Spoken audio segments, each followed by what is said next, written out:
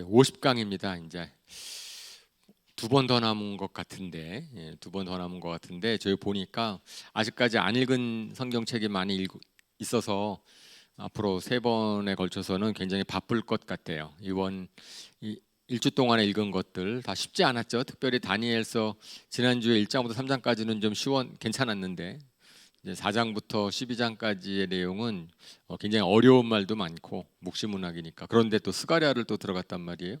역시 묵시문학 어렵고, 그 중간에 베드로전서, 베드로후서 말씀을 저희가 보았습니다. 오늘 뭐 자세히 하기에는 양이 너무나 많고, 그렇다고 그냥 막 넘어가기에는 사실 또 궁금했던 것도 많고, 그래서 오늘 양이 좀 많이 있을 것 같습니다. 그래요. 다니엘서 4장에서 12장까지의 다니엘서 아마 읽어보신 분 아시겠지만은 이게 예언이 많은데 그 당시에 이루어진 신구약 중간 시대에 이루어진 것도 있지만 또 끝날에 또 이루어질 것처럼 보이는 것도 있어서 사실 다니엘서 해석 때문에 굉장히 많은 논란이 있는 책이죠. 다니엘서가 굉장히 많이 논란이 되고 있고, 그거 갖고서 열심히 날짜 계산하고 뭐 그래가지고 예수님이 언제 재림하신다, 심판하신다 뭐 그래가지고 했다가 이제 문제가 된 독도 많이 있고, 숫자가 나와서 뭐 우리는 그런 것에는 이제 너무 매이지 않고 그냥 그 성경 말씀을 통하여서 하나님이 우리에게 주시는 말씀을 제가 크게 봤으면 좋겠습니다. 그래서 우리가 지난주에는 풀무불에 들어갔던 다니엘의 세 친구 얘기, 다니엘서에서 세 친구 얘기까지 했고, 그리 아니하실지라도라는 찬양도 저희가 끝나서 했습니다. 그래요. 느부갓네살 왕이 꿈을 꿔서 꿈을 갖다가 이제 다니엘이 잘 해석을 해가지고선 다니엘이 총독이 되고 친구들이 지방 관리도 됐다가 이제 계속 이제 그런 상황, 다니엘이라는 사람이 바벨론에서 이제 높은 자리에 있는 거죠. 느부갓네살 왕이 이제 두 번째 꿈을 꾸는 내용이 다니엘서 이제 4장부터 시작을 하죠. 근데 이제 그 꿈의 내용은 이제 뭐죠? 큰 나무가 하늘로 하나 닿을 만큼 높은 견고한 나무가 있었는데 갑자기 베어지고 그루터기는 남아서 7년 동안 이제 그루터기 남아 있는 그런 꿈을 꿉니다. 그러니까 그리고 하늘에서 온 거룩한 감시자라는 사람이 나타나 가지고선 그 꿈에서 내용이 뭐냐니까 하나님이 인간 나라를 지배하신다라는 것을 알려주게 하는 것이다라는 것이 이제 꿈을 꾼 거예요. 근데 요번에는 이제 느부갓네살 왕이 그 꿈을 기억을 하고선 이 꿈의 해석을 이제 묻는 거죠. 근데 다니엘이 그 전에 한번 이제 꿈을 해석했으니까 이번에는 다니엘을 불러가지고선 그 꿈의 해몽을 부탁을 합니다. 이제 물론 다른 이제 술사들은 아무도 꿈을 해석하지 못했을 때 다니엘의 해몽은 뭐였냐니까, 느부갓네살 왕 당신이 거룩한 나무인데 막 교만해져가지고 하늘 높이 올라가니까 하나님께서 이제 치신다. 근데 그 치시는 게 뭔지는 잘 나와 있지 않아요. 근데 어쨌든지간에 7년 동안 왕위를 잃고 들에서 뭐 아주 소처럼 지낼 것이고 뭐 막 이렇게 되잖아요. 그래서 사람들이 생각할 때 왕이 좀 정신병 같은 게 좀 들었나 보다. 정신병 같은 게 들어가지고선 모두 권세를 잃고 7년 동안에 쫓겨나 있다가 다시 이제 그 상황에 정신을 차리고 돌아와서 다시 권세를 회복하는, 실질적으로 바벨로니아 역사책에 그게 있는지를 모르겠어요. 근데 7년 동안 이 예언서에 의하면, 다니엘서에 의하면 느부갓네살 왕이 7년 동안에 잠시 이제 권세를 잃어버리고 있다가 이제 겸손해질 것이다. 사실은 그 말씀이 꿈의 내용이다라고 얘기를 했고, 그리고 다니엘은 왕한테 조언을 하죠. 그러니까 지금 하나님이 다스리시는 것을 인정을 하고 공의를 베푸십시오. 그러면은 당신이 이런 일을 안 당하고 왕이 이런 일을 당하지 않고선도 왕위가 지속될 수 있을 것입니다. 라고 이야기를 하였는데, 근데 왕이 그 말을 안 들었을 거예요. 그러니까 왜냐하면 그 말씀대로 그대로 이루어졌다. 라고 성경은 기록을 하고 있습니다. 12달이 지난 뒤에, 그러니까 꿈을 꾸고 난 다음에 12달이 지난 후에 그 꿈이 이루어졌다. 이게 보면은 그러니까 하나님의 말씀이 이루어지는 데까지 시간 딜레이가 있을 수 있죠, 그죠? 당장 이루어지지 않는데 언젠가는 이루어지는 일이니까 그 언젠가는 이루어졌을 때 하나님의 말씀을 기억하도록 하나님께서 해주십니다.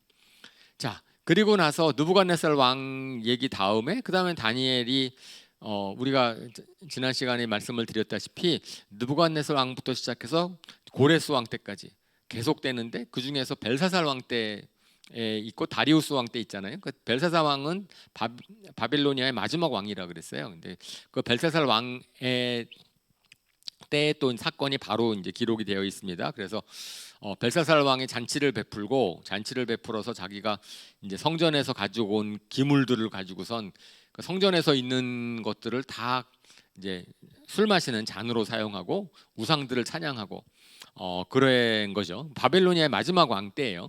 저때 이제 망하는 건데, 그럴 때 이제 갑자기 사람의 손이 나타나 가지고 왕궁 석고벽에다가 글을 쫙 쓰는데, 이게 이제 암호문처럼 아무도 이게 무슨 글자인지도 모르고 아무도 읽지 못하고 해석도 못하죠. 그랬을 때 이제 벨사살 왕의 어머니가 우리 그 선조 그 느부갓네살 왕 때 그 이미 총명했던 다니엘이라는 사람이 있으니까 그 사람한테 꿈을 해석 부탁을 하라라고 이야기를 합니다. 그러니까 벨사살 왕이 다니엘을 몰랐다는 게 좀 신기해요, 그죠? 그러니까 그만큼 다니엘은 계속해서 높은 자리에 있었고 왕위를 지나면서도 자기가 권세를 추구하지 않았고 그 자리에 계속 있으려고 하지 않아서 아마 벨사살 왕은 다니엘을 잊어버리고 있었겠죠. 근데 왕의 어머니가 이제 벨사살 왕한테 다니엘을 소개해 줍니다. 그러고 나니까 이제 다니엘이 해독을 하죠. 다니엘이 해독을 하는데, 당신은 사실 아버지는 아니에요. 그 느부갓네살 왕이 뭐죠? 지난주에 제가 본 자료에 의하면은 그 사이에 왕이 몇 명 있어요. 느부갓네살 왕부터 벨사살, 그러니까 후손이라는 말이 맞죠. 그러니까 이쪽 구약 성경에서 아들은 반드시 아들을 의미하는 것이 아니고 그저 후손을 의미하는 거기 때문에 느부갓네살 왕한테 일어난 일들, 하나님의 주권을 인정하지 않아서 7년 동안 막 이렇게 이제 권세를 잃었던 그 일을 당신들이 알지 않느냐. 그런데도 불구하고 하나님의 주권을 인정하지 않고 감히 성전에 있는 그 기물을 가지고선 술 마시는 잔하고 우상을 찬양하다니, 이제 그것 때문에 하나님께서 경고를 주시는 것이다. 그러면서 메네메네 데겔 바르신 뭐 이런 뜻이었다고 하는 거죠. 그러면서 이제 그것에 대한 설명을 하는 거죠. 그래서 메네메네 왕의 시대가 끝났다. 2번이나 반복했다는 얘기는 왕의 시대가 끝났는데 그것이 곧바로 이루어진다라는 뜻이라고 하고, 데겔이라고 하는 것은 저울에 다뤄보았더니 함량 부족이다. 이거는 당신이 왕위에 오를 만한 그런 자격이 없다. 바르신이라는 것은 이제 베레스의 복수형으로 깨뜨리다, 나뉘다. 그러면서 그러니까 나라가 나뉘어질 것이다. 메데와 페르시아에게 나라가 넘어갈 것이다라고 하는 그러한 거를 이제 딱 경고를 합니다. 경고를 하니까 이제 벨사살 왕은 그때 이 꿈을 해석하는 사람한테 셋째 총리가 된다고 했거든요. 셋째 권세자를. 그러니까 다니엘이 다시 총리로 다시 올라가요. 다니엘 총리로 올라가는데 그날 밤에 이제 벨사살 왕의 그러니까 살해됩니다. 그리고 메데 사람이라고 하는 다리오 왕이 이제 세워지는데, 그런데 이제 메데 페르시아 왕이 쳐들어와 가지고선 벨사살 왕을 죽인 거죠. 근데 이제 성경 말고 이제 세계의 역사를 쓰는 그 당시의 역사가로서 그 당시에 그 지방을 갖다 역사를 쓴 사람으로서 유명한 사람이 헤로도토스라는 사람이 있거든요. 역사가예요. 성경을 쓴 사람은 아니고 역사가인데, 그 역사가 헤로도토스에 의하면 이제 메데 페르시아 바사국 연합군이 바벨로니아를 딱 쳐들어왔을 때 사람들이 다 술에 취해 있었다라고 하는 기록이 있다고 합니다. 그러니까 아마 그때 그날 그냥 끝난 것 같아요. 벨사살 왕이 마지막으로 이제 살해된 날 하나님께서 이제 그런 해독 이제 그 경고를 하시고선 바로 선포케 하시고, 그 다니엘은 거기서 총리가 됐는데 어쨌든 그냥 벨사살 왕은 살해되고 다리오 왕이 세워진 것이죠. 그리고 나니까 이제 다리오 왕이 이제 왕이 된 다음에 다니엘은 여전히 높은 지위에 있는 거죠. 그랬더니 주변의 고관들이 다니엘을 시기를 해가지고선, 그리고선 이제 다리오 왕한테 이제 뭐죠? 아부하는, 아니면은 이제 뭐 금령을 하나 만들어라. 그래가지고선 그 유명한 다니엘이 사자굴에 들어가는 장면이 또 이제 연이어서 기록이 되어 있습니다. 다니엘을 시기한 고관들이 다니엘을 고발하려고 했는데 고발할 흠잡을 게 하나도 없는 거야. 그래서 다니엘이라는 사람은 신앙, 그 신을 섬기는 것 말고 트집 잡을 게 없구나라고 이야기를 해가지고선 다리오 왕한테 이제 금령을 하나 내리는데 말도 안 되는 금령이에요. 왕이나 그죠? 왕 외에 다른 신에게 절을 하지 못하게 하십시오. 그러니까 당신이 거의 신적인 존재로 우리가 여겨주는 그러한 금령을 내려서 왕 말고는 다른 신에게 절을 하지 못하는 금령을 만드시는 게 어떻습니까? 그 왕의 교만을 이용을 해서 다리오 왕이 이제 그 금령의 도장을 딱 찍어버리죠. 그랬는데 잘하시는 것처럼 다니엘은 왕이 그런 금령을 내렸음에도 불구하고 금령을 어기면 사자굴에 들어간다는 것을 알면서도 불구하고 늘 하듯이 하루에 3번 그런 동쪽 문을 열고 예루살렘 성을 바라보면서 기도했다. 이제 그렇게 되어 있습니다. 그러니까 이제 고관이 들이닥쳐가지고선 당신이 금령을 어겼다. 왕한테 고자질하니까 다리오 왕이 거기에서 고관들이 막 메데 페르시아의 금령을 갖다가 어기는 어쩔 수 없이 그러니까 왕은 다니엘을 구하고 싶어 했는데 근데 어쩔 수 없어요. 다니엘을 구원하려고 온갖 노력을 했는데 이게 사실은 그런 거죠. 그러니까 사탄의 괴계에 빠져나오면 헤어나오기가 참 어려운 거죠. 그러면서 오히려 다리오 왕이 막 이렇게 비는 거 아니에요. 그러니까 간구하는 거죠. 야, 너희 하나님이 너를 구해줬으면 좋겠다. 사자굴에서 하나님이 구원해 주시기를 바라고 그 왕은 막 잠도 못 자고 걱정이 돼가지고 막 그런 장면이 나오는데 하나님께서 다니엘을 구해 주셨습니다. 너무나 유명한 사건이 기록이 되어 있죠. 그랬더니 오히려 다니엘을 모함했던 그 신하들의 사자굴에 들어가서 다 죽임을 당하고 그다음 이제 다리오 왕은 다시 하나님을 찬양하게 되고 사실은 이런 장면들 그러니까 다니엘이 하나님을 섬기느라고 세상의 법도 어기고 모함도 당하고 다 그랬지만은 결국은 하나님께서 그거를 통하여서 오히려 영광을 받으신다. 그러니까 세상과 타협하지 아니하고 믿는 사람들이 믿음을 지켰을 때에 결국은 하나님께서는 그 일을 통하여서 영광을 받으신다라는 것을 저희가 다니엘서를 보면서 큰 감동을 받고 거기까지 6장까지가 다니엘이 자기 경험한 사건이에요. 자, 이제 그 다음부터 7장부터가 이제는 이제 예언입니다. 환상을 통해서 하나님께서 다니엘에게 앞으로 세상이 어떻게 될 것인지를 나타내 주시는 것인데 특별히 이제 7장에서의 4마리 짐승에 대한 환상 그것은 아마 그 다음에 있나요? 제가 이거 지난주에 보여드린 거죠. 그래서 저희가 다니엘서 2장에서 이미 느부갓네살 왕이 본 그런 상황에 대해서는 봤는데 지금 7장도 8장도 11장 12장도 어쨌든 저거랑 관련이 있는 거예요. 그래서 페르시아, 헬라, 로마 제국, 열국 시대, 적그리스도의 왕국 뭐 이런 식으로 해가지고선 저 예언을 반복해서 주십니다. 반복해서 주시는 거를 보면 벨사살 왕 원년 때 다시 다리오 왕 때 6장은 다리오 왕 때였는데 다시 7장은 벨사살 왕 때에서 과거로 돌아왔어요. 그러니까 시간 순이 아니라는 걸 알 수 있죠. 그래서 7장부터는 환상만 다 모아놨는데 거기에 결국은 이제 하나님께서 이제 바빌로니아 이후에 이제 메데 페르시아 왕국이 세워지고 그 다음에 그리스 왕국이 세워지고 그 다음에 로마 왕가 세워지고 그 다음에 이제 쭉 나갈 것이다라는 것입니다. 그것이 반복되어 있으니까 우리가 보면은 첫째 짐승은 사자 같은데 독수리 날개가 있다. 근데 보는데 날개가 뽑혔고 결국 인간의 마음을 받는다. 이게 참 어렵잖아요. 근데 이제 바빌로니아는 사자같이 독수리 날개처럼 팍 빠르게 점령을 한 다음에 한데 그러다가 날개가 뽑히고 결국은 인간의 마음 겸손하게 된다. 종국에는 자기가 그냥 이렇게 대단한 게 아니구나를 깨닫게 될 것이다. 그 다음에 둘째 짐승은 곰인데 이빨 사이에 3개의 갈빗대가 있다. 그래서 이빨로 3개의 갈빗대 그랬으니까 그 3개의 갈빗대가 뭐지? 막 그랬더니 애굽, 아시리아, 바빌로니아를 점령했다. 뭐 그래서 그 희생당한 3개의 나라를 갖다가 3개의 갈빗대로 했다라고 해석을 하고요. 그 다음에 이제 셋째 짐승은 표범인데 날개 4개와 머리 4개가 있다.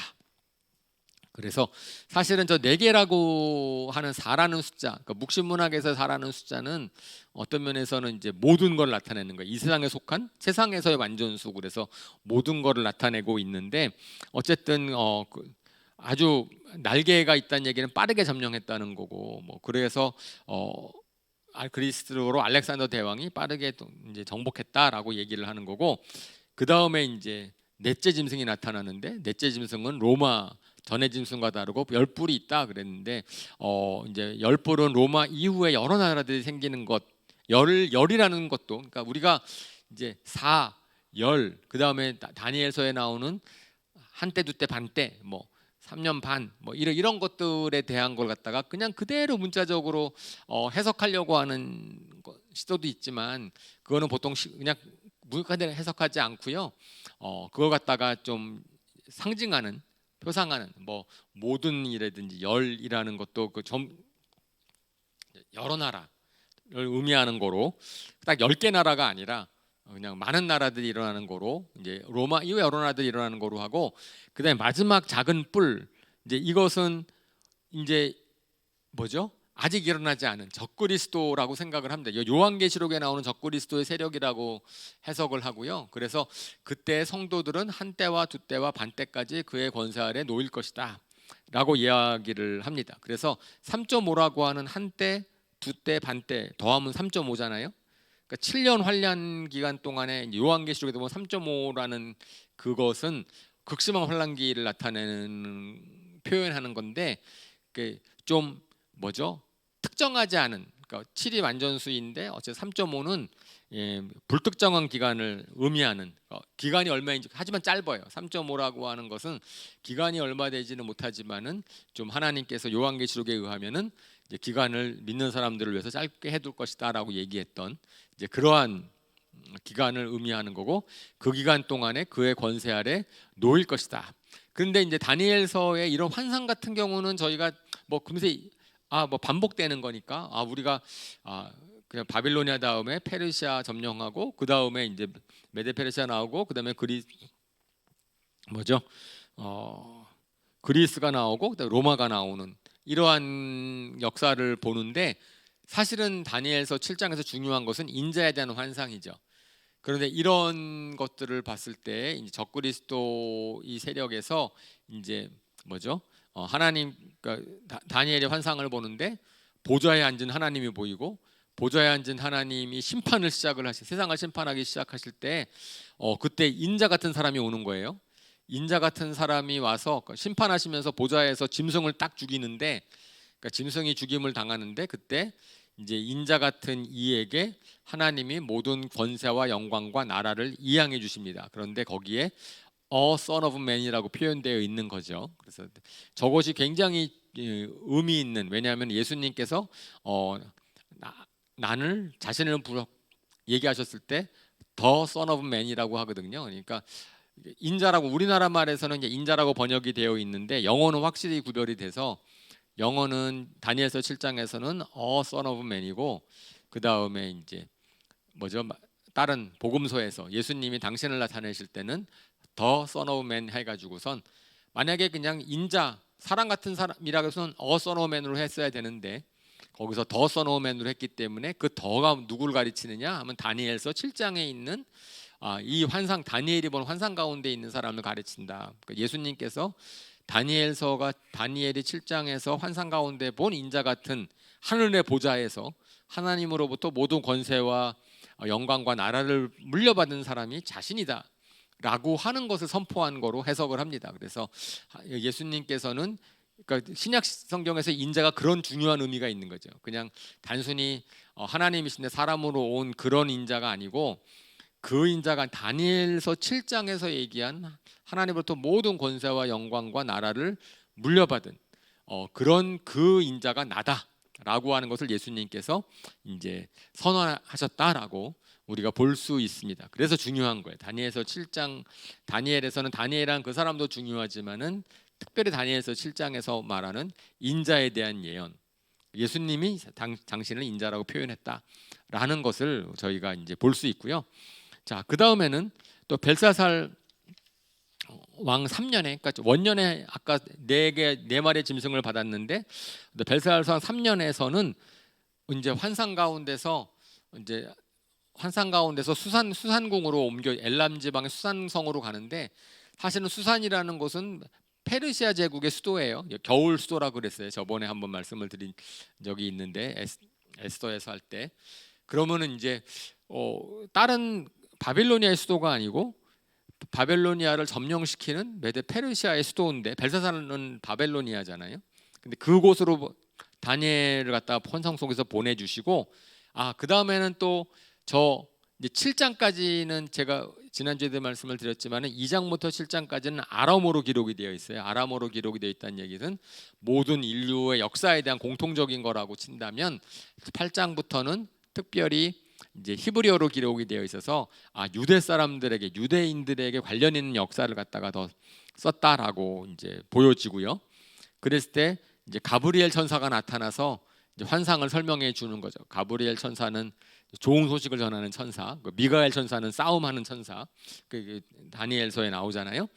그래서 이제 숫양이 두 뿔이 있어서 두 뿔을 가진 숫양이 나타나 가지고 확 세상을 점령하는데 그것이 두 뿔은 메대와 페르시아다 설명을 해주시고, 그 다음에 숫염소가 또 나타나 가지고 숫염소가 막 이제 숫양을 죽이고 나서 자기가 막 그러는데 또 그 숫양은 그리스인데 그 뿔이 꺾이고 네 개의 뿔이 나온다.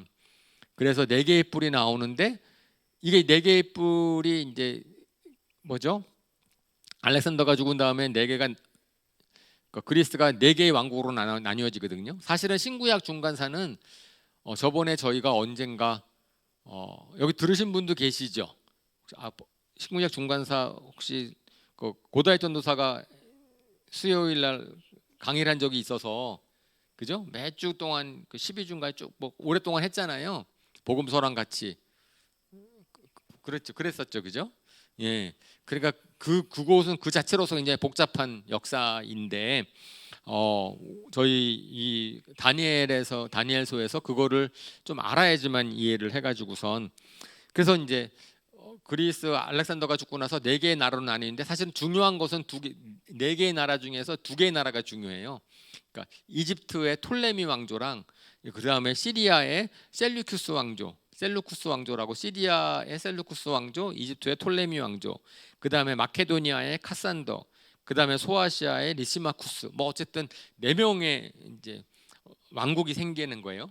근데 특별히 이제 요 성경에 있는 요 유대 사람이랑 관련 있는 것은 이집트의 톨레미 왕조랑 그 다음에 시리아의 셀루쿠스 왕조입니다. 그 둘이 싸우는데 특별히 작은 뿔 하나를 얘기를 해요. 작은 뿔 하나가 나오는데 이 사람이 아주 악한 셀류쿠스 왕조의 8대 왕인 안티오쿠스 에피파네스. 이제 이것이 적그리스도의 상징이라고 해가지고선 왜냐하면은 이 작은 뿔 하나 이건 뒤에서 다시 또 설명을 다니엘 환상 가운데 뒤에 설명이 막 나오는데 성전을 파괴하고 그 다음에 지성소에 제우스 신상을 세우고 제사를 없애버리고 그 다음에 거기서 뭐라고 말씀하시냐면은 2300일이 지나야 성소가 깨끗하게 될 것이다 라고 이야기를 하는데 2300일이 지나면 그러니까 작은 뿔 하나가 성소를 완전히 회파한 다음에 2300일 지나면 성소가 깨끗해질 것이다 라는 것에 2300을 갖다가 또 사람들이 막 해석하려고 했는데 저거는 그냥 단순하게 역사적으로 계산이 된다고 합니다. 그래서 안티오쿠스 에피파네스가 성전을 회파한 다음에 그 다음에 6년 반 동안 거의 6년 반 동안 통치를 하는데 그 기간이 2300일이래요. 대강 계산을 하면은. 그래서 저거는 그냥 말 그대로 안티오쿠스 에피파네스가 그냥 성전을 회파한 다음에 다시 이제 거기 마카비 혁명에 의해서 쫓겨나고 그 다음에 성전이 깨끗해지는 그 기간이어서 그 당시에 일어난 거로 그냥 해석하면 될 것 같습니다. 저 2300일은 그 다음에 마지막 때 적그리스도의 상징으로 결국은 끝내 망할 그 에피파네스에 대한 것은 뒤에 또 나오니까 그렇죠. 그래서 벨사살 왕 때 두 번이나 이제 환상을 보고 그 다음에 이제 다니엘이 거기에서 이제 기도를 하는 거죠. 그러니까 다리오 왕이 처음에 딱 왕이 되었을 때 다니엘이 기도를 하는데 예레미야를 통해서 70년 동안 성전이 회파된다고 했는데 그걸 금식 기도하면서 백성의 죄를 회개합니다. 그러니까 다니엘이 하나님의 약속은 있으니까 하나님의 약속이 있는 것을 깨달은 사람은 어떻게 해야 돼요? 그걸 기도해야죠. 그 일을 이루어 달라고. 그러니까 하나님의 약속을 우리가 기억하고 있으면 그거는 저절로 그냥 막 일어난다기보다는 하나님이 우리한테 약속을 주신 이유는 그 약속을 가지고 기도하라고. 그래서 하나님이 응답해 주시면 우리 하나님 경험하는 거죠. 그러면 그것이 하나님의 약속에 대한 신실함도 우리 경험을 하게 되는 거고. 그러니까 하나님 약속하셨다 그래서 저절로 막 이루어지도록 하는 것이 하나님 원하시는 게 아니에요. 하나님 약속하신 것은 그것을 깨닫는 사람들이 기도하도록 하시는 것이다 라고 하는 거고요. 우리가 정말 아무것도 아닌 걸, 내가 원하는 걸 기도하는 것이 아니고 하나님 약속하신 걸 기도하는 것으로 저희가 요 것을 해석할 수 있습니다. 그랬더니 기도했더니 하나님이 그 기도에 응답하시러 이제 가브리엘 천사를 보내셨어요. 가브리엘 천사를 보내셔가지고선 그래서 뭐라고 돼 있냐면은 야, 내가 너한테 지혜와 통찰력을 준다라고 얘기를 하시면서 그 다음에 하나님이 백성과 거룩한 성을 위해서 70일의 기간을 정했다라고 얘기를 하십니다. 70일의 기간을 정해서 속죄가 이루어지고 영원한 의를 세우신다라고 얘기를 해주시면서 그 70일이라는 게 저게 굉장히 다니엘서에서 많이 이제 쓰이는 건데 저것도 그 당시에 7 곱하기 70 하면 490년인데 1회가 7이니까 490년이잖아요. 근데 저거는 또 해석을 어떻게 하냐면은 처음에 7일에는 뭐라 그랬냐면 성전이 재건된다. 그래가지고 다니엘한테 7년, 7일에 49년 동안, 그러니까 다니엘이 기도를 한 다음에, 그러니까 예레미야에 70 됐잖아요. 그 다음에 기도한 다음에 하나님께서 고레 이제 돌려보내시고 예루살렘 성전을 짓게 하시고 느헤미야로 인하여 성벽이 재건되고 그 기간 동안이 49년이라는 거예요. 그래서 저 7일에는 성전이 재건되고 예루살렘 성이 중건되는 그 시기가 느헤미야의 때에서 이루어졌다라고 이제 성전이 건축되고 좀 보는 거고요. 그 다음에 62일에 70이 7 더하기 62 더하기 1이거든요. 그러니까 62일에는 그 다음에는 이제 예수님이 오실 때까지의 기간인 거예요. 저 434년은 느헤미야에서 성전이 중건된 다음에 그 다음에 이제 예수님이 오실 때까지의 기간이 거의 저 433년쯤 돼가지고선 그때 예수님이 오심으로 말미암아서 이제 속죄가 완성이 되고 영원한 의가 이루어졌다라고 해서 되고요. 그 다음에 마지막 일일에 7년 동안에 거기에 예수님의 순환과 죽음을 나타내는 건데 그리고 그 이후에 핍박을 나타내는 건데 그래서 저 앞에 69일에까지 예수님이 죽으실 3년 반까지는 어쨌든 이제 그 당시에 역사로 이루어지는 것 같은데 마지막에 마지막 일에는 이제 요한계시록에 나오는 7년 박해랑 또 이게 연결을 집니다. 그러니까 우리가 제가 예언서 같은 걸 할 때는 예언서라고 하는 것은 당장 그 당시에 일어나는 일도 있고 그 다음에 어떤 것들은 마지막 때를 바라보고 있는 거 있다 그랬잖아요. 뭐 이게 그죠 바로 눈앞에서 일어나는 것도 있지만 나중에 보면은 그것이 그때 예언에 이루어진 것이다라고 얘기하는 것처럼 그래서 저희 마지막 일에 7일에라고 하는 것은 거기에는 또 성전이 핍박되는 적그리스도가 나온다고 하여서 저 일에는 나중에 이제 마지막 7년의 환란, 대환란이랑 연결시켜서 많은 사람들이 해석을 합니다. 그래서 성소를 파괴할 한 통치자가 나온다. 그래가지고 3년 반 동안에 또 이제 적그리스도가 통치하는 것을 또 이제 미리 다니엘에게 말씀해 주셨습니다. 그리고 고레스 왕 3년이 되었을 때 또 이제 다니엘이 3주간 금식 기도를 했는데 그래서 다니엘이 30주간 금식 기도를 하는데 그때 환상으로 또 다니엘이 봅니다. 한 사람을 보는데 그 한 사람의 모습이 요한계시록 1장에 나오는 모습, 예수님의 모습이랑 비슷해요. 그래서 다니엘이 금식 기도할 때 예수님의 다니엘에게 나타나셨다라고 많은 사람들이 해석을 하고요. 그랬을 때에 너가 기도를 했을 때 내가 오려고 했는데 그 페르시아의 천사장이 나를 막았다. 그래서 악한 세력이 너의 기도 하나님의 역사를 계속 막고 있다. 그러니까 흑암 권세의 방해로 말미암아서 예루살렘 성전 회복이나 그다음에 성벽 재건 저희가 그것은 우리가 에스라 느헤미야 할 때 이미 설명했잖아요. 에스라 느헤미야 역사서를 할 때 성전이 재건되는 것을 얼마나 많이 방해를 했는지 성벽이 재건되는 것을 얼마나 많이 방해를 했는지 이제 그런 거니까 그래서 이제 하나님의 그것은 에스라와 느헤미야가 일을 했지만 실질적으로 보면은 여기에서 그 당시에 있었던 선지자들 다니엘이나 에스겔이나 예레미야나 그 사람들이 기도하는 사람들이 있었다는 것을 알 수가 있죠.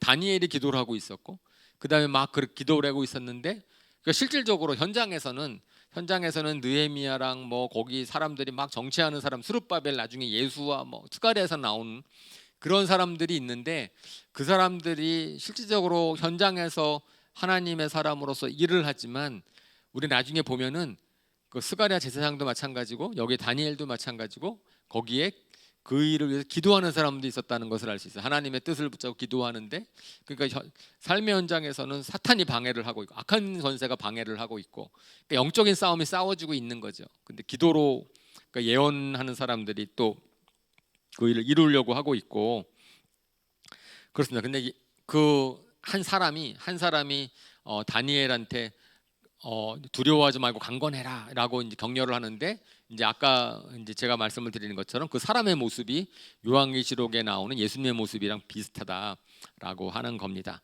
자, 그 다음에 이제 쭉 나오는 10장 11장 10장 11장의 쭉 내용은, 이거는 그야말로 신구약 중간사인데 너무 정확한 거예요. 그러니까 그래서 아마 신구약 중간사를 배우신 분들은 듣고선도 분명히 잊어버리셨을 텐데 너무 복잡해서 저도 몇 번 읽고 나서 또 보면 또 잊어버리고, 뭐 우리나라 역사도 잘 모르는데 뭐 그쪽 역사라.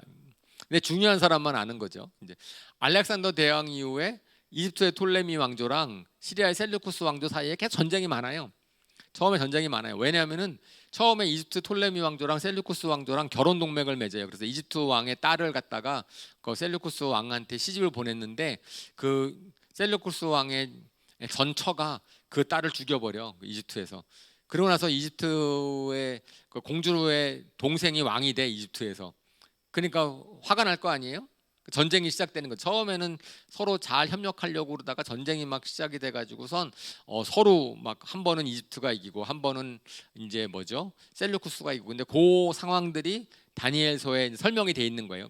남방 왕은 이집트 왕이고 북방 왕은 저쪽 셀루쿠스 왕조의 왕인데, 그랬을 때 한 번은 남방 왕이 이기고, 남방 왕이 이기니까 교만해지는데 북방 왕이 안티오쿠스 3세가 더 많은 군대를 동원해서 남방을 침공을 하고, 그래가지고 또 이제 안티오쿠스 3세가 남방으로 시집 보낸 딸이 클레오파트라인데, 클레오파트라가 또 뭐 로마랑 동맹을 맺어서 자기를 배반하고, 뭐 이런 세상에 있는 정치 같은 역사들이 쫙 나와 있는 것을 그 다니엘에서 북방왕 남방왕 그러면서 막 하는 거예요. 근데 그것이 이제 실질적으로 역사책에 나와 있는 그 신구약 중간사라고 하는 것이랑 맞아 떨어진다라고 하는 거죠.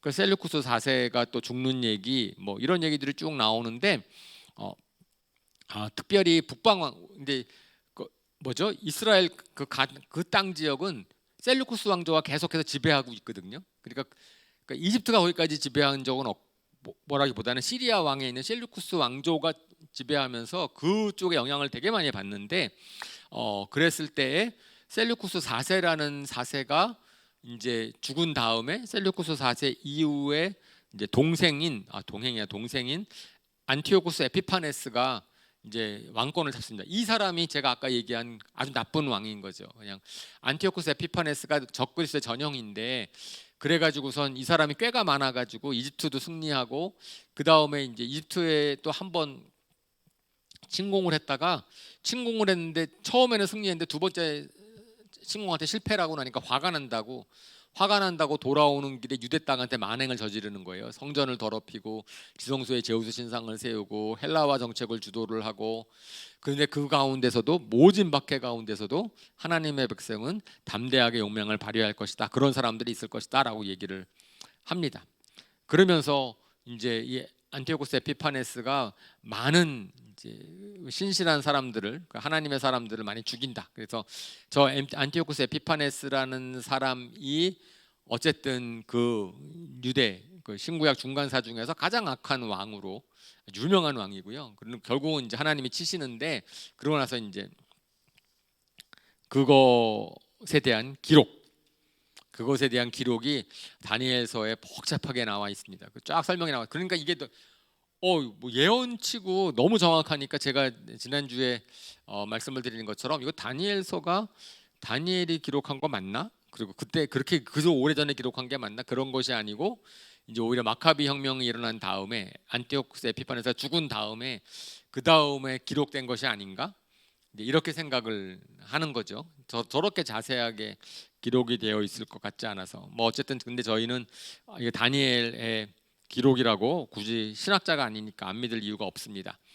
자, 그 다음에 이제 12장의 마지막으로 세상 끝날에 대한 예언이 있어서 하나님께서 그걸 갖다 봉인해 둬라, 그냥 알고 있어라 그러는데 위대한 천사장 미가엘이 나타날 것이고 대환란이 일어날 것이고 그 가운데서 생명책에 기록된 제 백성은 보호를 받게 될 것이다. 그러면서 다니엘서에서 우리가 또 많은 분들이 좋아하고 읽는 구절이 다니엘서 12장 3절 구절이죠. 한번 같이 읽어볼까요? 시작. 지혜 있는 사람은 하늘의 밝은 빛처럼 빛날 것이요 많은 사람을 옳은 길로 인도한 사람은 별처럼 영원히 빛날 것이다. 예, 그러면서 제가 옛날에 코미디 개그 프로 중에서 스타가 되고 싶습니까? 뭐 이런 거 혹시 기억나시는 분 계세요? 개그 콘서트인가 어디선가 우체상가 어디선가 어떤 코미디언이 스타가 되고 싶습니까? 해가지고 맨 마지막에 나오는 그런 프로가 있었는데, 그래서 여기 스타가 되는 방법이 있다 성경에. 구약의 한 구절이 있고 신약의 한 구절이 있는데, 구약의 한 구절은 다니엘서 12장 3절이다. 신약의 한 구절은 빌립보서 2장, 예, 저를 딱 생각이 딱 안 나는데 거기도 십몇 절인데, 거기에서도 보면은 별과 같이 빛날 것이다, 스타가 될 것이다. 하늘나라에서 스타가 될 수 있는 방법은 많은 사람을 옳은 길로 인도한 사람, 지혜 있는 사람, 그런 사람은 이제 하늘나라에서 스타가 될 수 있다라고 하는 겁니다. 그리고선 거기서 이제 이 마지막 다니엘 그 뒷부분이 이제 사람들로 하여금 많은 사람들로 열심히 계산해 가지고 세상의 종말이 언제다라는 것을 계산하게 만든 구절이에요.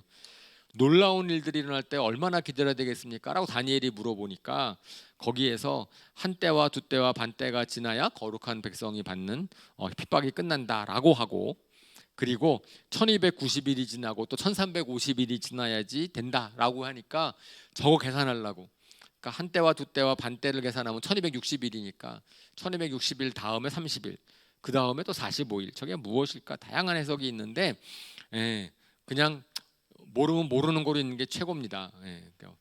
몰라요. 그냥 저게 뭔지는 잘 모르고 그냥 우리 성경에서는 시와 때는 하나님한테 달려 있으니까, 그러면서 하지만 요점은 기다리며 참는 사람은 복이 있다. 거기서도 기다리며 참는 사람은 복이 있다라고 얘기를 하시는 거거든요. 저것이 3년 반 동안에 어쨌든 환란이 있을 것인데, 그 3년 반이라는 것이 요한계시록에 계속 반복이 되고 다니엘서에 반복이 되기 때문에, 그래서 이제 저 3년 반이라는 기간이라는 것이 마지막 때에 큰 핍박이 있을 기간이라고 사람들이 생각을 하고요.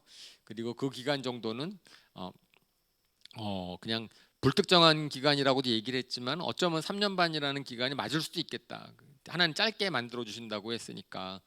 하지만 그 기간 동안에 끝까지 신실해라 라고 이야기를 하면서 끝냅니다. 그러니까 다니엘에게는 그 당시에 우리는 10년 뒤가 무슨 100년 뒤가 궁금해. 10년 뒤는 물론 궁금하죠. 내가 살아있을 때니까. 100년 뒤, 200년, 300년 뒤가 궁금한가요? 여러분 궁금하세요? 100년 뒤에 무슨 일이 일어날지 궁금해요? 난 어차피 관계 없는데. 그다음 예수님 오시지 않을까? 근데 이 다니엘 같은 경우한테는 이제 100년 뒤, 200, 300, 400, 500 이때 일을 막 얘기해 주시는 거예요. 하나님께서. 그러면서 결국은 암울하죠.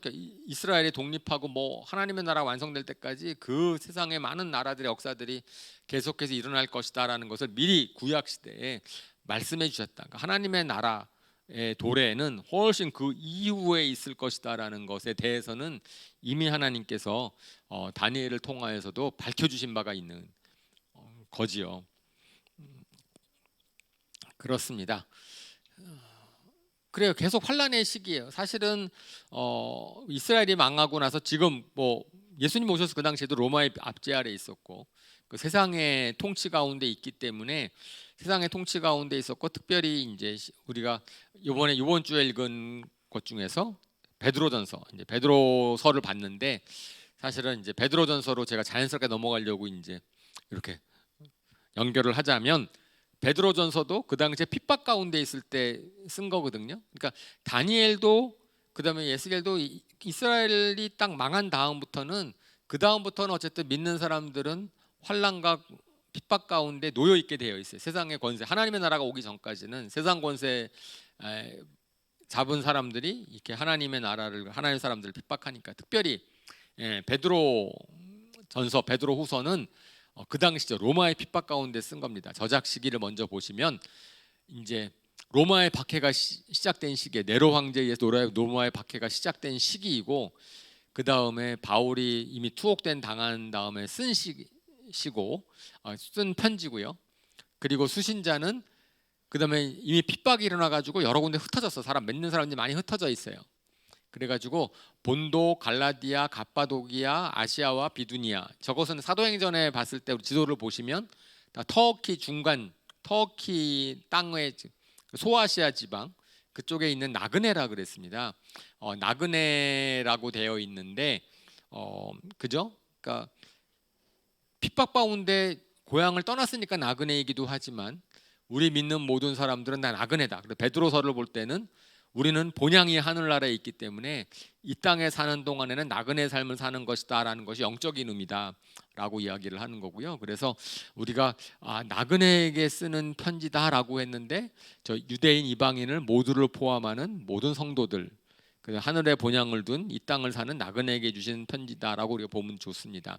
그리고 저거를 로마에서 썼다고 믿어져요. 왜냐하면은 이제 나중에 문안 인사를 할 때 뭐 바빌로니에 있는 자매교회가 문안한다 그랬는데, 바빌론은 그 당시에 바빌로니아라는 나라 없거든요. 바빌론 없거든요. 근데 로마의 이름이 바빌론이에요. 그러니까 로마 자체의 이름이 바빌론이고 요한계시록에도 바빌론이라고 얘기를 하고 있고, 로마는 그 당시에 기독교를 핍박하고 있었던 그런 악한 세력의 상징인 거죠. 그러니까 바빌로니아의 바빌론은 어쨌든 적대국, 크리스찬들을 대적하는 나라의 대표고 그런 나라의 상징이다라고 생각하시면 되겠습니다.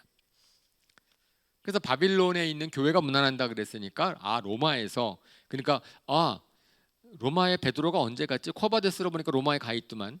그러니까 아마 바울 사도가 투옥당한 다음에 로마를 방문했을 것이라고 보고요. 그래서 그 당시에 베드로가 이제 로마에서 쓴 편지다라고 봅니다. 그리고 거기에서는 베드로 전서는 어떻게 고난을 참을 것인가에 대한 걸 쓴 거예요. 고난 중에는 성도들을 위로하고 격려하기 위해서 썼고요. 그 다음에 거기서 가장 중요한 것이 거룩함입니다. 그죠? 그래서 베드로전서를 보면서 참 많이 은혜를 받으셨을 것이라고 생각을 하는데, 내용을 잠깐 정리를 해보면 중요한 메시지, 키 메시지만을 좀 보면, 고난 당할 때 어떻게 할 것이냐. 고난 당했을 때 우리는 슬픈데, 고난 당하면 슬픈데 그래도 기뻐할 이유가 있다. 왜냐하면은 고난의 기간은 짧을 것이기 때문에 우리가 받을 영광의 기간과는 비교할 수가 없으니까. 그 다음에 시련을 잘 이기면은 하나님이 칭찬해 주실 것이다. 하나님이 갚아 주실 것이다. 그게 있고, 그 다음에 시련을 통하여서 우리 믿음이 단련될 것이다 라는 거죠. 그래서 시련을 당할 때 분명히 슬플 터인데 슬픔에 빠져 있지만 말고 거기서 기뻐할 이유를 찾아라. 믿음을 단련시킬 수 있고, 그 다음에 이 고난을 잘 이기면 하나님이 칭찬해 주실 것이고 갚아 주실 것이고, 이것은 결국은 잠시일 것이니까. 그리고 우리 예수님이 본을 보이셨다. 예수님의 발자취를 따라라. 그러니까 고난을 당할 때 고난을 나한테 주는 그 사람한테 보복하려고 하지 마라. 보복은 하나님께 맡기고 예수님처럼 참아라. 그러면 예수님처럼 고난에 동참을 하면 영광에 동참할 수 있을 것이다 라고 이야기를 하는 거죠. 그 다음에 또 시련을 당할 때에는 하나님의 영이 고난 가운데서 우리와 함께 하실 터이니 하나님의 영, 성령님의 인도하심을 따라서 선한 일을 하면서 하나님께 맡겨라 라고 하는 것이 앞부분에도 있고 중간 부분에도 있고 뒷부분에 있어서 고난의 시련을 대하는 태도를 제가 다 묶어본 거예요. 결국 베드로전서에서 시련을 당할 때에는 그냥 예수님을 생각하면서도 참고, 성령님이 우리 안에 함께 계시니까 그거를 의지해서 참고, 그 다음에 하나님이 약속한 약속도 보면서 참고, 참을 이유가 있다라고 말씀을 하셨고요. 그 다음에는 이제 거룩하게 살아야 된다. 그러니까 뭐 하나님이 바라시는 것은 우리의 거룩함이다라고 이야기를 하는 겁니다. 그래서 하나님은 우리의 행위대로 심판하시는 분이시니까, 그건 제가 지난주에 설교로 말씀을 드리는 것처럼 하나님을 두려워하는 것, 하나님을 경외하는 마음으로 악을 미워하며 살아라라고 하는 거고요.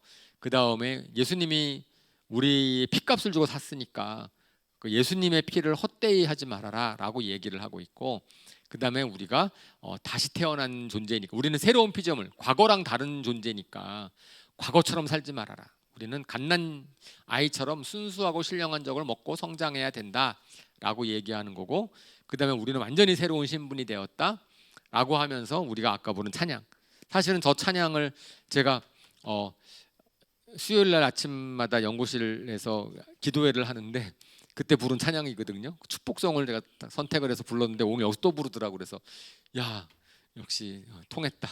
이제 뭐 반갑죠. 거룩한, 택하심을 받은 족속이고 왕과 같은 제사장이고 거룩한 민족이고 하나님의 소유가 된 백성이다라는 것을 갖다가 다시 우리가 되새기면서 거룩하게 살 이유가 있다라고 이야기를 하는 겁니다. 그러면서 사실은 베드로 전서에서 가장 강조하고 있는 게 뭐냐면은 거룩하게 악에 빠지지 않는 것보다 저희가 우리 교회에서 제가 계속 강조하는 거 있는 것처럼 선한 일을 하는 거라는, 선한 일을 해라라고, 바른 행실로 하나님께 영광을 돌려내라. 그래서 선을 행함으로 어리석은 자들의 무지한 입을 막아라. 사실은 선한 일, 권세 입은 자들도 우리가 선하게 살려고 한다면 우리를 함부로 못할 것이다 라고 얘기하는 겁니다. 그래서 영혼을 거스려 싸우는 육체의 정욕을 멀리하고 선한 일을 하도록 해라라고 하는 거고요. 그 다음에 복종하는, 나쁜 권세 입은 자들에게 복종을 하면서도 결국은 선한 일을 하면은 그들이 너를 함부로 못할 것이다. 그리고 복종함으로 하나님한테 하나님을 증거할 수 있다. 악을 갚지 말고 복을 빌어줘라. 그러면서 열심히 선한 일을 하면 아무도 우리를 해치지 못할 것이다. 그러면서 분명히 우리에게 당신 왜 그렇게 살아? 이렇게 물어올 사람이 있다는 거예요. 분명히 그 상황에서 그렇게 살지 않을 것 같은데, 일반 사람들이라면은 우리는 끝까지 선을 추구하고 고난 가운데서 억울함 가운데서 추구하니까, 그럴 때 당신은 왜 그렇게 살아요? 라고 얘기했을 때 그때 우리가 가지는 희망, 소망, 하나님 나라에 대한 소망을 얘기할 수 있도록 준비하고 있어라 라고 얘기하는, 그러면서 우리가 거룩한 신분이 된 것, 그것도 하나님의 기이한 덕을, 아름다운 덕을 선포하도록 하시기 위해서 우리를 부르셨다라고 하는 거기 때문에 하나님의 영광스럽게 하는 것은 우리가 행실을 거룩하게 하고 행실을, 선한 행실을 하면서 그럴 수 있다라고 이야기를 하는 겁니다. 그 다음에 이제 마지막 때의 권면은 이제 뜨겁게 사랑해라라고 하고 은사를 발휘해라라고 하고, 특별히 이제 베드로전서 5장에서는 리더들, 셀 리더분들이나 교회에서 리더 역할을 하는 분들이나 교육자나 이런 분들, 장로들에게 한 권면이 있습니다. 이제 그러면서 거기에서는, 그러니까 저희가 리더 교육을 할 때 항상 베드로전서 5장 말씀을 보는데, 저기는 하나님의 양떼니까 억지로 하지 말고 자진해서 기쁜 마음으로 하고, 더러운 이익을 추구하지 말고, 지배하려고 하지 말고 모범이 되고, 그러는 거고요. 모든 성도님들한테서는 악마를 맞서 싸워라, 깨어 있어라라고 하는 것으로서 이제 편지를 마무리를 합니다. 자, 그 다음에 이제 베드로 후서. 근데 베드로 전서를 딱 쓴 다음에 한 2, 3년 뒤에 쓴 것 같아요. 베드로 후서는. 근데 왜 썼냐면은 그 당시에 이제 뭐죠? 이제 거짓 교사들 때문에 예수님의 재림에 대해서 사람들이 회의에 빠지기 시작한 거예요. 그러니까 예수님이 다시, 거짓 교사들이라고는 영지주의자들인데, 영지주의자들은 예수님의 재림을 부인하고 그 다음에 막 거룩하게, 베드로 사도는 막 거룩하게 살고 열심히 살라 그러는데 그런 사람들을 갖다 조롱을 하고, 그리고 방탕하게 살도록 조장을 하고, 그러니까 왜냐하면은 영적인 것과 육적인 것은 분리되어 있으니까. 그래서 육적인 것은 너희가 뭐 금욕을 하던 막 살던, 사실은 영적인 지식이 우리의 구원을 결정을 한다라고 하는 그런 이분법적인 사고방식을 갖게 하고, 삶이 믿음인데 믿음과 삶은 다른 것이라고 얘기를 하고, 그리고 이제 뭐 이런 식의 영지주의가 이제 교회를 사람들을 혼란스럽게 하니까 그런 미혹에 대해서 경계하기 위해서 쓴 편지가 베드로 후서이지요. 그래서 그런 이제 베드로 후서의 내용을 이제 세 가지로 핵심적인 것을 보면은, 첫 번째는 이제 하나님과 예수님을 더 잘 알아가라고 권면을 하는데, 저건 제가 설교를 한 적도 있어요. 베드로 후서 1장에서 성품, 하나님의 성품을 참여하면 좋겠다. 하나의 성품에 예수님을 닮아가기 위해서 성품이 바뀌어야 되는데 성품. 그래서 저는 제가 설교를 할 때 매일 저거 갖고 기도한다 그랬는데 사실은 지금 매일 기도하고 있고요. 그러니까 믿음의 덕의 지식을, 지식의 절제를, 절제의 인내를, 인내의 경건을, 경건의 신도 간의, 성도 간의 우애를, 성도 간의 우애 사랑을 더하라. 그렇게 되면 너희가 이제 넉넉하게 하나님의 구원에 참여하는 자가 될 것이다라고 이야기하고 있는데, 사실은 우리 성품을 이제 생각해 보면 예수님을 닮아가는, 예수님의 신의 성품에 참여해라라고 권면을 하고 있습니다. 그러면서 부르심을 받은 것과 택하심 받은 것을 굳게 지키고, 그 다음에 또 유명한 베드로 후서 1장에 나와 있는 것이 뭐죠?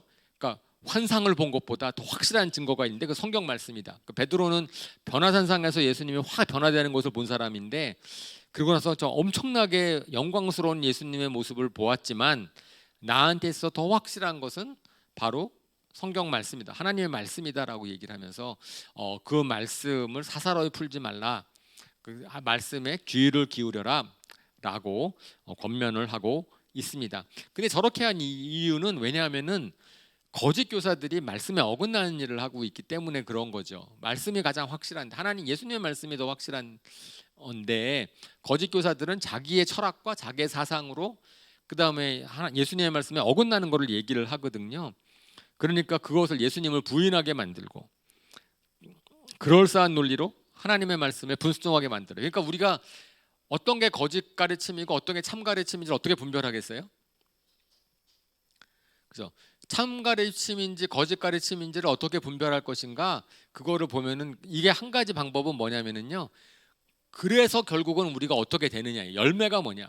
그렇게 돼서도 예수님을 닮아가게 되느냐? 그렇게 돼서 더욱더 다른 사람들을 사랑하게 되느냐? 그렇게 해서 더욱더 마음의 평강이 있느냐? 그렇게 해서 결국은 우리가 하나됨으로 나아가느냐? 그렇지 않고 막 들어봤더니 서로 싸우게 만들어. 막 들어봤더니 마음속에 염려가 커져, 욕심이 커져. 이런 것은 그것은 맞는 게 가르침이 아닌 거예요. 성경에서 하나님이 원하시는 거랑 어긋나게 우리를 이끄니까. 그래서 그 내용은 잘 복잡하게 잘 모른다 할지라도, 그래서 결국은 우리가 하나님과 예수님을 닮아가게 하는지, 하나님을 더 사랑하게 하는지, 이웃을 사랑하게 만드는지, 아니면은 그거 갖고선 서로 나뉘게 하고 논쟁하게 하는지, 그런 거죠. 그래서 거짓 교사들 같은 경우는 결국은 우리가 요새 뉴스에 그것이 알고 싶다나 추정 60분이냐 아니면 거기서 나오는 이단들 막 파헤치면서 나오는 잘못된 거를 보면은 다 그런 거예요. 결국은 육신의 정욕대로 육신의 정욕을 부추기고 성도들의 호주머니를 털어가고, 그러니까 그 표현 자체가 결국은 성도들의 호주머니를 털어가게 만들고, 그 다음에 하나님의 영광스러운 존재를 모독하게 하고 죄의 종이 되게 하고 예수님의 재림을 부인하고 이제 그렇게 되는 거죠. 그러면서 베드로 사도는 그 거짓 교사들에 대해서는 아주 그냥 비유를 쓰는데, 아주 지각 없는 짐승이고 물 없는 샘이고 폭풍에 밀려가는 안개고 타락한 종이고 개와 돼지 같고 막 그래가지고 저런 의미들이 다 그 자체로서의 좀 의미가 있죠. 그죠? 물 없는 샘, 결국은 뭐가 있는 줄 알았더니 우리를 갈급하게 만들고, 폭풍에 밀려간 안개, 뭔가 있는 것 같았는데 확 사라져버리는 그런 거고, 개와 돼지처럼 이런 식으로 거짓 교사들의 가르침은 그의 열매로 알 수 있다. 그들이 뭘 하고 있는지를 보면 알 수 있다. 그러니까 넘어가지 말라. 그리고 그다음에 사실은 베드로후서 하면 딱 떠오르는 게 3장이죠. 베드로후서 3장은 예수님은 재림하신다. 재림이 확실하다. 이제 거룩한 예언자들이 이미 예언했고, 그다음에 근거가 뭐냐면은 성경에서 나와 있는 많은 예언들 중에서 아직 일어나지 않은 예언. 그러니까 우리가 구약 성경도 봤고 구약 성경에는 예언자들, 그다음에 신약성경에서 나오는 예수님의 말씀하시는 것 중에서 다 이루어졌는데 아직 이루어지지 않은 것이 예수님의 재림이다. 그랬으니까 그 예언자들의 예언이 이루어졌다면 재림에 대한 예언도 이루어질 것이다. 그 첫 번째. 그 다음에 시작이 있으면 끝이 있다. 창조되었으므로 끝이 있다라는 거고, 노아의 홍수가 그런 종말을 예표한다라는 겁니다. 근데 지금 재림이 왜 안 됩니까? 재림이 지연되고 있는 이유는 주님께는 하루가 천년 같고 천년이 하루 같은 것을 잊지 말아라 하고 하면서 모든 사람이 구원받기를 원한다. 모든 사람이 회개하고 하나님의 때에 분명히 이루어질 때, 그때까지는 하나님의 구원이 복음이 다 증거되어야 된다라고 얘기를 하는 거고요. 언제 어떻게 오실까? 도둑같이 갑자기, 예수님이 말씀하신 거랑 똑같죠. 도둑같이 갑자기 와야 되니까 깨어 있어라. 그리고 그때는 이 땅에 있는 그 요한계시록에 있는 거랑 같이 불로 심판하실 것인데 새 하늘과 새 땅이 시작될 것이다. 이 땅에 있는 것들은 다 말려가고, 근데 하나님이 새 하늘과 새 땅을, 이 땅을 새롭게 하실 것이다. 그 요한계시록에서 좀 더 얘기를 하도록 하고요. 그래서 결국은 예수님의 재림을 우리가 믿는다면 어떻게 살 것이냐? 그럼 당연히 거룩하고 경건하게 살아야 될 뿐 아니고 그날이 앞당겨 오도록 해야 된다. 예수님 빨리 재림하실 수 있도록, 그것이 우리가 선교를 하는 이유라는 거죠. 우리가 예수님 어서 오시옵소서, 마라나타, 그 요한계시록에 나오는 맨 마지막에 나오는 마라나타고, 그럼 예수님이 오시기 위해서는 복음을 빨리 증거하고 땅끝까지 복음이 증거돼야 되고 이스라엘이 주님께로 돌아와야 되고, 이런 그날이 앞당기도록 노력해야 되는 것이죠. 그래서 그동안에는 우리는 예수님을 아는 지식과 은혜에서 자라나야 된다라고 베드로 사도가 이야기를 하고 있습니다. 부지런히 달려왔는데 이제 스가랴 이제 마지막입니다. 스가랴 이제 요번 주에 읽을 거죠. 오늘부터 읽기 시작했어요. 스가랴의 개요 오늘 읽기 시작했으니까 오늘 좀 말을 좀 빨리 했어요. 제가 양이 좀 많아서 이제 저 천천히 할게요. 시간이. 스가랴, 여호와께서 기뻐하신다라는 뜻이고요. 이또의 아들이라 그랬는데, 이또의 손자라 그랬는데, 이또는 여호와께서 축복하신다라고 했고, 두 분 다 제사장이에요. 느헤미야의 두 사람의 이름이 다 나옵니다. 그러니까 느헤미야서 이제 제사장으로 바빌로니아에 끌려간 제사장인데, 학개와 같이 스가랴는 1차 귀환 때 귀환을 하죠. 그리고 저작 시기가 다리오 왕 2년 8월부터 시작해서 4년 9월까지 계속해서 이제 말씀을 받아가지고 예언을 하고 있는 거니까, 다리오 왕 때인데 사실은 그거란 말이에요. 그러니까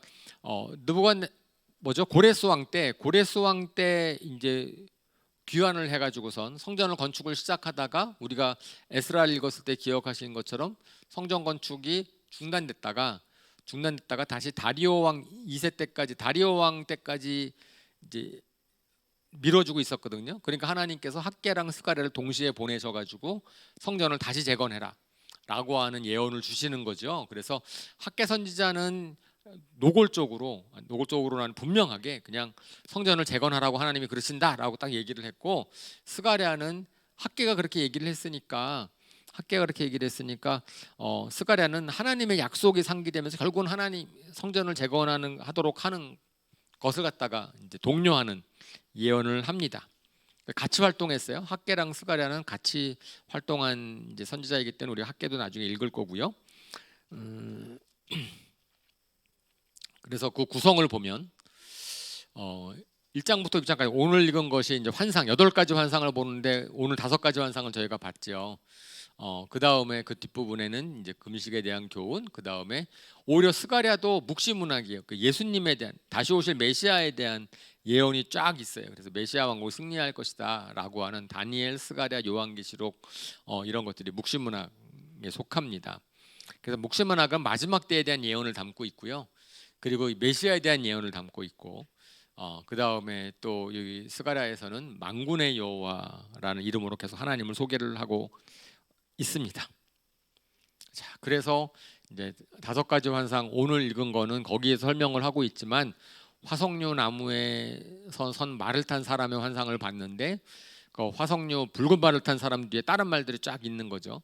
그랬을 때 땅을 살펴보고 왔다라고 주님께 얘기를 하는데, 땅을 살펴봤더니 땅이 평온합디다라고 얘기를 해요. 그랬더니 천사가 우리 하나님한테 물어보는 거죠. 그 환상 가운데서, 하나님, 이 땅이 평온한 것이 이상합니다. 우리 하나님께서 저 이스라엘 회복하셔야 되지 않습니까? 70년 동안 황폐한 예루살렘 성 회복시켜야 되지 않습니까? 라고 얘기를 하고, 그래서 스가랴한테 외치도록 하는 거죠. 그래서 하나님한테 예루살렘 성을 불쌍히 여기시고 성전을 다시 세워주십시오라고 외치도록 하는 겁니다. 그러면서 평안하게 있는 이방 나라를 내가 어떻게 흔들겠다라고 하나님께서 말씀하시도록 하는 거죠. 그러니까 저걸 보면서 하나님이 천사들을 보내셔가지고선 땅을 감찰하고 계시는구나, 뭐 이렇게 생각할 수 있겠습니다.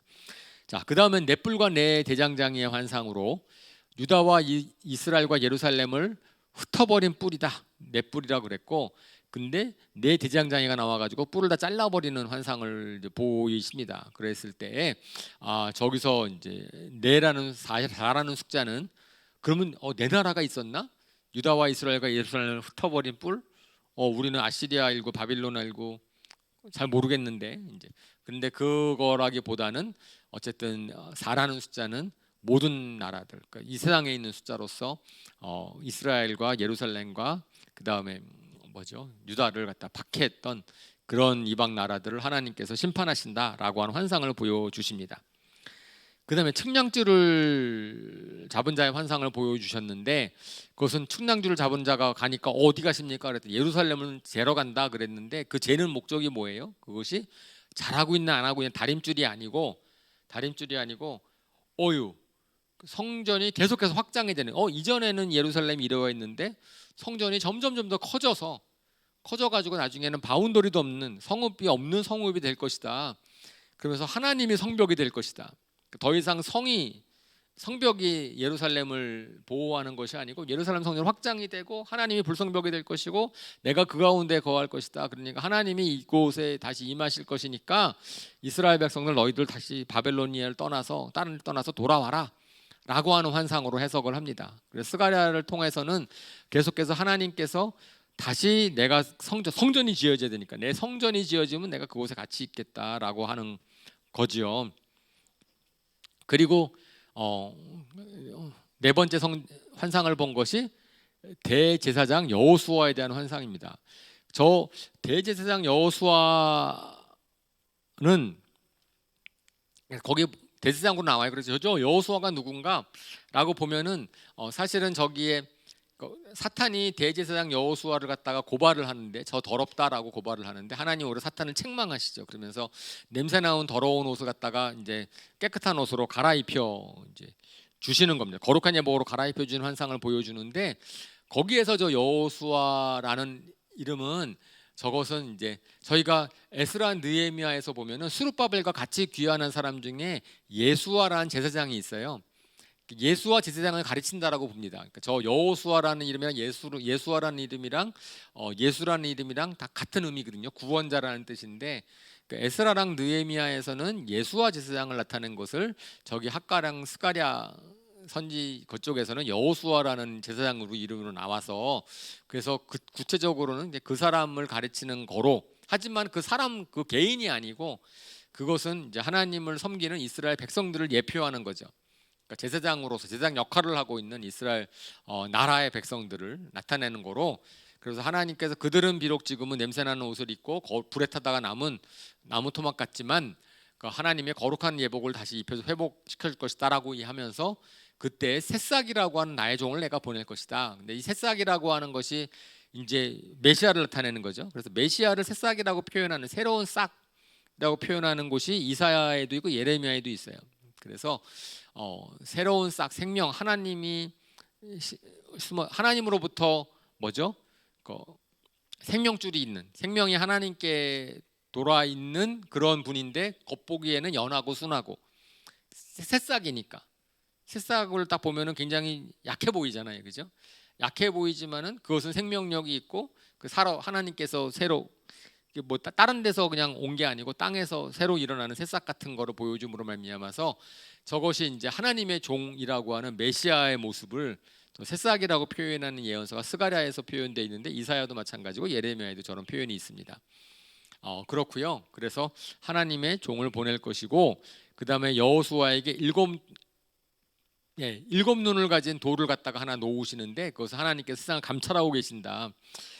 이제 그런 것을 아까 이제 말을 통해서 감찰하는 것처럼 그렇게 환상을 보여주세요.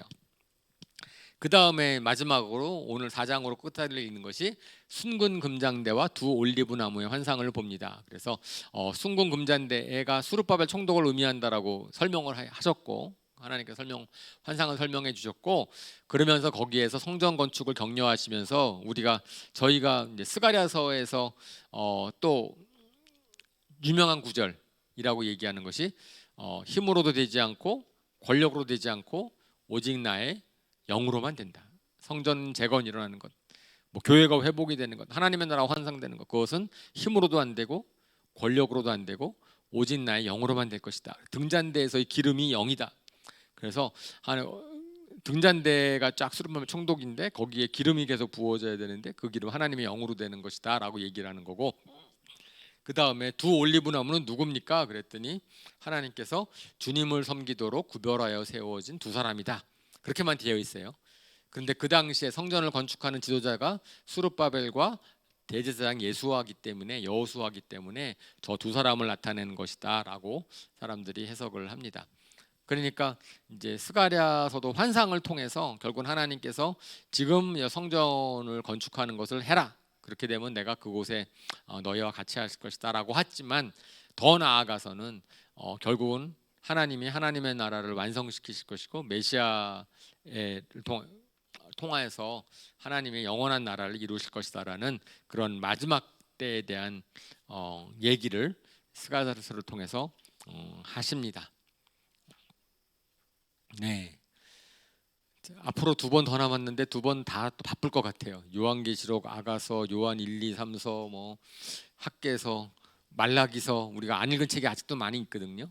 유다서, 뭐 생각해 보면은 이제 그런 것들에 대해서 아마 같이 보게 될 것입니다.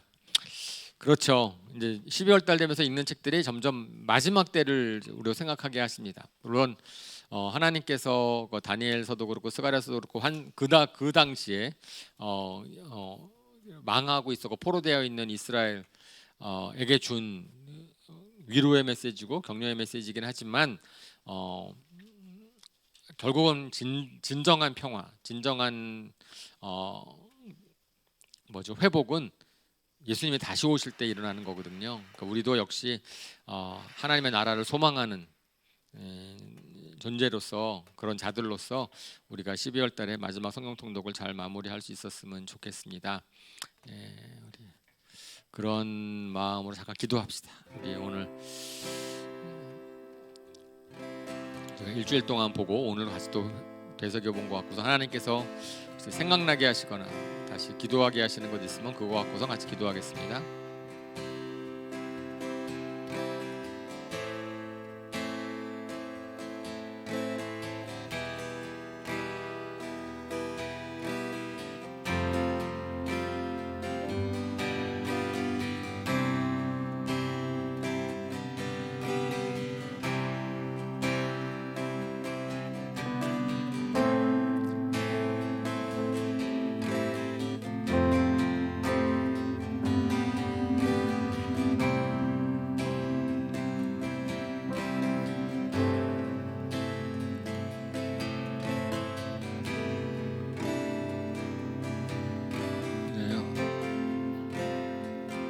하나 고난과 시련의 때에 우리가 소망을 가지고선 인내하고 끝까지 신실하게 하는 주님을 위해 사는 것, 그것이 마땅한 우리의 모습, 태도라고 생각을 합니다. 우리 그런 마음을 가지고 우리 찬송하겠습니다. 주님 다시 오실 때까지.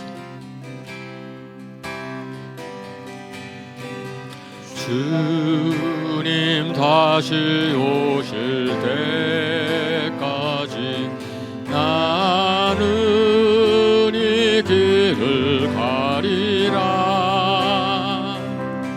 좁은 길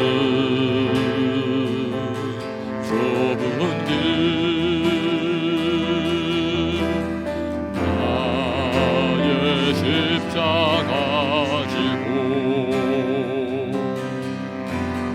나의 가는 이 길